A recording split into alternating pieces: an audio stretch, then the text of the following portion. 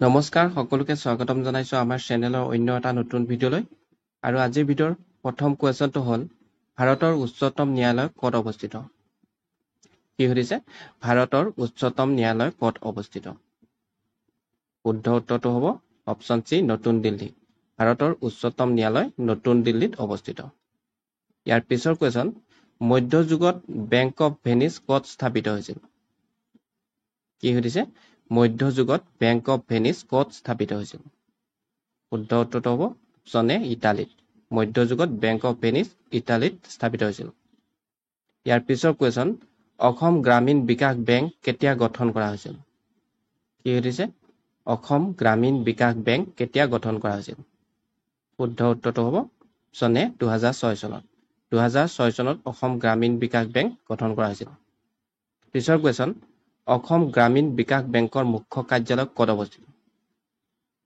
কি সুধিছে অসম গ্ৰামীণ বিকাশ বেংকৰ মুখ্য কাৰ্যালয় ক'ত অৱস্থিত শুদ্ধ উত্তৰটো হ'ব অপচন এ গুৱাহাটীত অসম গ্ৰামীণ বিকাশ বেংকৰ মুখ্য কাৰ্যালয় গুৱাহাটীত অৱস্থিত ইয়াৰ পিছৰ কোৱেশ্যন পৃথিৱীৰ আটাইতকৈ পুৰণি কেন্দ্ৰীয় বেংকটোৰ নাম কি কি সুধিছে পৃথিৱীৰ আটাইতকৈ পুৰণি কেন্দ্ৰীয় বেংকটোৰ নাম কি শুদ্ধ উত্তৰটো হ'ব অপচন চি ছুইডেনৰ ৰিক্স বেংক ছুইডেনৰ ৰিক্স বেংক হ'ল পৃথিৱীৰ আটাইতকৈ পুৰণি বেংক ইয়াৰ পিছৰ কোৱেশ্যনটো সুধিছে ভাৰতবৰ্ষৰ প্ৰথম বেংকটোৰ নাম কি আছিল কি সুধিছে ভাৰতবৰ্ষৰ প্ৰথম বেংকটোৰ নাম কি আছিল শুদ্ধ উত্তৰটো হ'ব option B bank of Hindustan bank of Hindustan আছিল ভাৰতবৰ্ষৰ প্ৰথমটো বেংক ইয়াৰ পিছৰ কোৱেশ্যন ভাৰতবৰ্ষৰ প্ৰথমটো বেংক কোন চনত স্থাপিত হৈছিল কি সুধিছে ভাৰতবৰ্ষৰ প্ৰথমটো বেংক কোন চনত স্থাপিত হৈছিল শুদ্ধ উত্তৰটো হ'ব অপচন এ 1770 চনত ভাৰতবৰ্ষৰ প্ৰথম বেংকটো স্থাপন কৰা হৈছিল 1770 চনত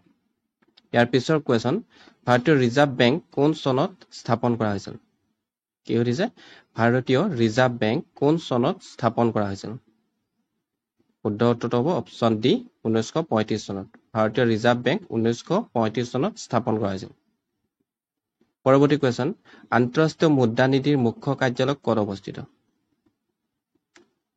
কি সুধিছে আন্তঃৰাষ্ট্ৰীয় মুদ্ৰা নিধিৰ মুখ্য কাৰ্যালয় ক'ত অৱস্থিত শুদ্ধ উত্তৰটো হ'ব অপচন চি ৱাশ্বিংটন ডিচি আন্তঃৰাষ্ট্ৰীয় মুদ্ৰা নিধিৰ মুখ্য কাৰ্যালয় অৱস্থিত ৱাশ্বিংটন ডিচিত ইয়াৰ পিছৰ কোৱেশ্যন আন্তঃৰাষ্ট্ৰীয় শ্ৰম সংগঠনৰ মুখ্য কাৰ্যালয় ক'ত অৱস্থিত কি সুধিছে আন্তঃৰাষ্ট্ৰীয় শ্ৰম সংগঠনৰ মুখ্য কাৰ্যালয় ক'ত অৱস্থিত শুদ্ধ উত্তৰটো হ'ব অপচন এ জেনেভা আন্তঃৰাষ্ট্ৰীয় শ্ৰম সংগঠনৰ মুখ্য কাৰ্যালয় জেনেভাত অৱস্থিত ইয়াৰ পিছৰ কোৱেশ্যন ভাৰতত স্বদেশী আন্দোলন কিমান চনত হৈছিল কি সুধিছে ভাৰতত স্বদেশী আন্দোলন কিমান চনত হৈছিল শুদ্ধ অপচনটো হ'ব অপচন এ 1905 চনত ভাৰতত স্বদেশী আন্দোলন হৈছিল 1905 চনত পৰৱৰ্তী কোৱেশ্যন কোনখন চহৰক ভাৰতৰ সোণালী চহৰ বুলিও জনা যায় কি সুধিছে কোনখন চহৰক ভাৰতৰ সোণালী চহৰ বুলিও জনা যায় শুদ্ধ উত্তৰটো হ'ব অপচন চি জয়ছলমেৰ ৰাজস্থানৰ জয়ছলমেৰক ভাৰতৰ সোণালী চহৰ বুলিও জনা যায় ইয়াৰ পিছৰ কোৱেশ্যন ভাৰতৰ আটাইতকৈ পুৰণি ৰাজহুৱা পুথিভঁৰালটো ক'ত অৱস্থিত কি সুধিছে ভাৰতৰ আটাইতকৈ পুৰণি ৰাজহুৱা পুথিভঁৰালটো ক'ত অৱস্থিত শুদ্ধ উত্তৰটো হ'ব অপচন বি পানাজী ভাৰতৰ আটাইতকৈ পুৰণি ৰাজহুৱা পুথিভঁৰালটো গোৱাৰ পানাজীত অৱস্থিত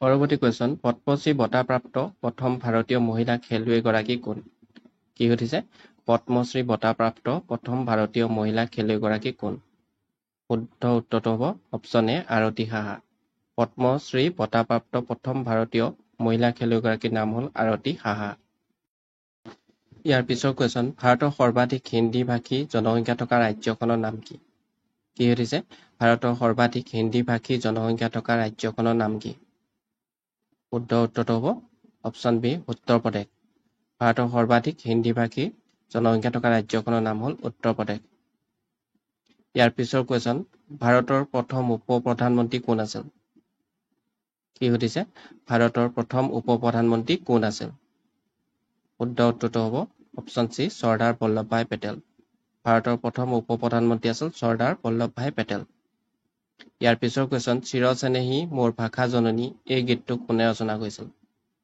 কি সুধিছে চিৰচেনেহী মোৰ ভাষা জননী এই গীতটো কোনে ৰচনা কৰিছিল শুদ্ধ উত্তৰটো হ'ব অপশ্যন এ মিত্ৰদেৱ মহন্ত চিৰ চেনেহী মোৰ ভাষা জননী এই গীতটো মিত্ৰদেৱ মহন্তই ৰচনা কৰিছিল নেক্সট কুৱেশ্যন দাদা চাহেব ফাল্কে বঁটা কেতিয়াৰ পৰা প্ৰদান কৰা হৈছিল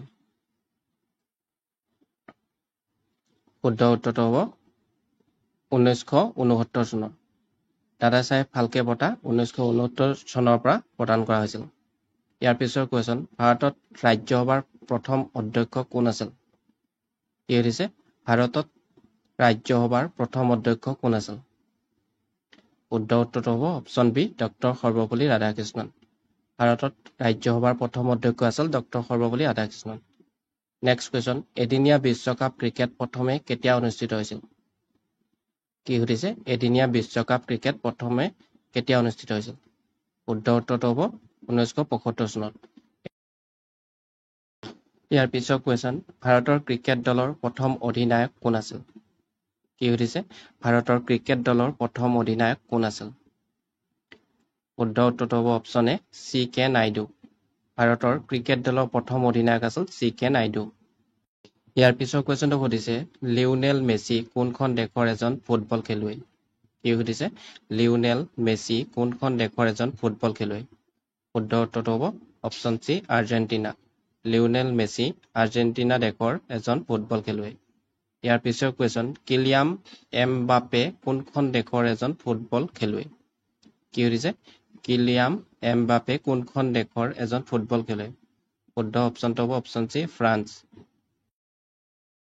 ইয়াৰ পিছৰ কুৱেশ্যন কৌটিল্যই কোনটো ভাষাত অৰ্থশাস্ত্ৰ ৰচনা কৰিছিল কি সুধিছে কৌটিল্যই কোনটো ভাষাত অৰ্থশাস্ত্ৰ ৰচনা কৰিছিল শুদ্ধ উত্তৰটো হ'ব অপশ্যন বি সংস্কৃত কৌটিল্যই সংস্কৃতত অৰ্থশাস্ত্ৰ ৰচনা কৰিছিল ইয়াৰ পিছৰ কুৱেশ্যন কোন চনত আৰ্য সমাজ প্ৰতিষ্ঠা কৰা হৈছিল কি সুধিছে কোন চনত আৰ্য সমাজ প্ৰতিষ্ঠা কৰা হৈছিল শুদ্ধ অপশ্যনটো হ'ব অপশ্যন চি 1875 খ্ৰীষ্টাব্দত 1875 খ্ৰীষ্টাব্দত আৰ্য সমাজ প্ৰতিষ্ঠা কৰা হৈছিল পিছৰ কুৱেশ্যন আদি কবি বুলি কাক জনা যায় কি সুধিছে আদি কবি বুলি কাক জনা যায় শুদ্ধ উত্তৰটো হ'ব অপশ্যন এ বাল্মীকিক আদি কবি বুলি জনা যায় ইয়াৰ পিছৰ কুৱেশ্যন কোক কোনে আৱিষ্কাৰ কৰিছিল কি সুধিছে কোক কোনে আৱিষ্কাৰ কৰিছিল শুদ্ধ উত্তৰটো হ'ব অপশ্যন বি ৰবাৰ্ট হুকে কোক আৱিষ্কাৰ কৰিছিল